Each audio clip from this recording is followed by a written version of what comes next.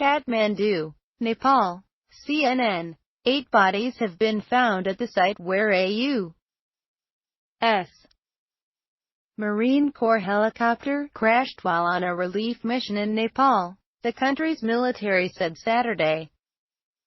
The wreckage of the Huey helicopter was found in a rugged area of Korthali, with parts scattered around at about 11,200 feet, according to the Nepalese army. They are investigating at the site, along with U.S. military personnel. The helicopter was carrying 6 U.S.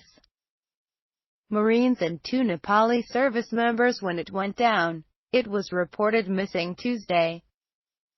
The cause of the crash remained unknown, said Col. John Armelino, Chief of Staff for the American Joint Task Force 505 operating in Kathmandu. A team of about 24 Nepali Special Forces and 5 U.S. Air Force pararescuemen have arrived at the site, Armelino said. An investigation into the crash could take weeks or months, he said.